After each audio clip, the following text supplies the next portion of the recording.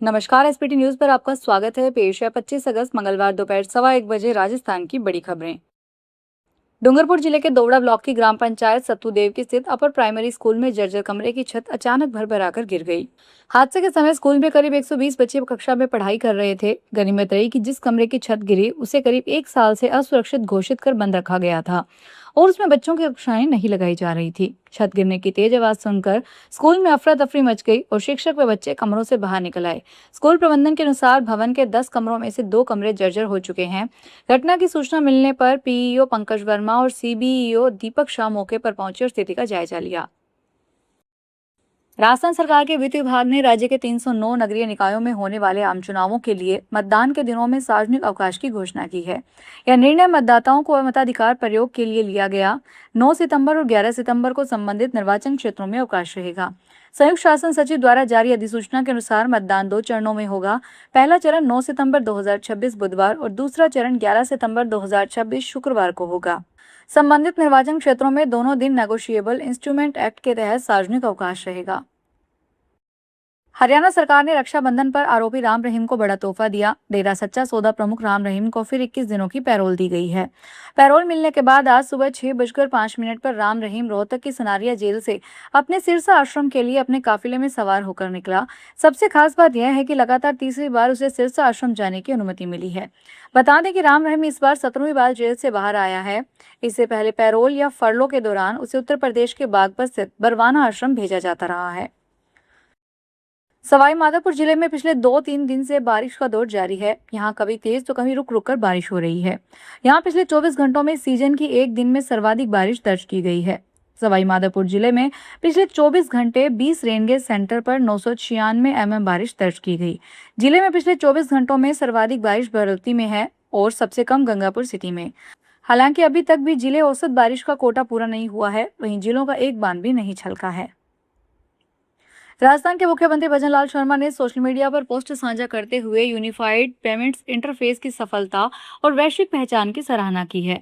उन्होंने इसे प्रधानमंत्री नरेंद्र मोदी के दूरदर्शी नेतृत्व और भारत के डिजिटल सामर्थ्य का सशक्त प्रमाण बताया।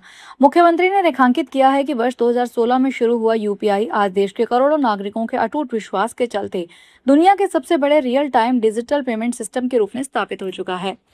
इस डिजिटल क्रांति से न केवल आम नागरिक के लिए लेन देन को बेहद सरल और सुगम बनाया गया है।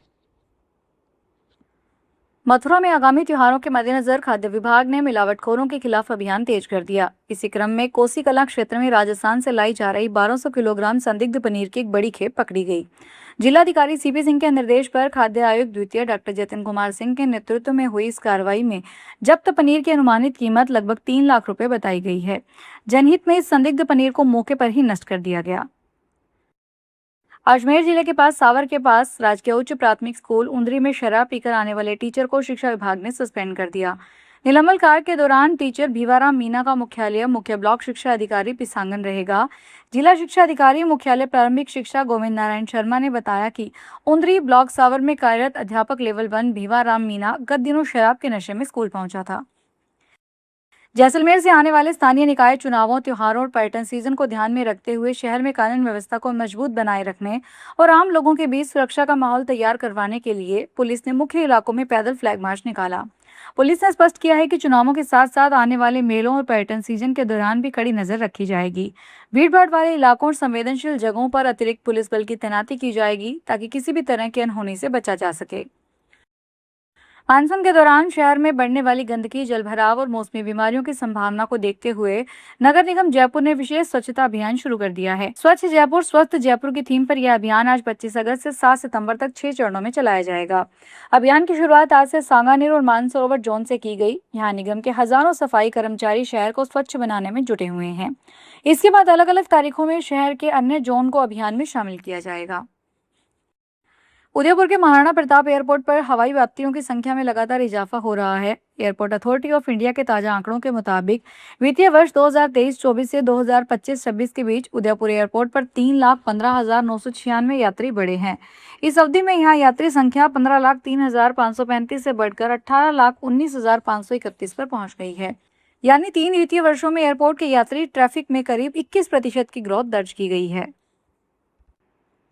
अवैध मादक पदार्थों की तस्करी के खिलाफ जोधपुर पुलिस कमिश्नरेट की लूनी थाना पुलिस ने बड़ी कार्रवाई की है। पुलिस ने फीस गांव में कार्रवाई करते हुए बाजरे की खड़ी फसल के बीच छिपा कर रखा 42 किलो 700 ग्राम अवैध डोडा पोस्त चूरा बरामद किया। डीसीपी वेस्ट कमल शेखावत के निर्देशन में नशे के खिलाफ अभियान चलाया जा रहा है। इसी क्रम में लूनी थाना अधिकारी हमीर सिंह भाटी को मुखबिर से बाजरे के खेत में डोडा पोस्त छिपाए होने की सटीक सूचना मिली थी।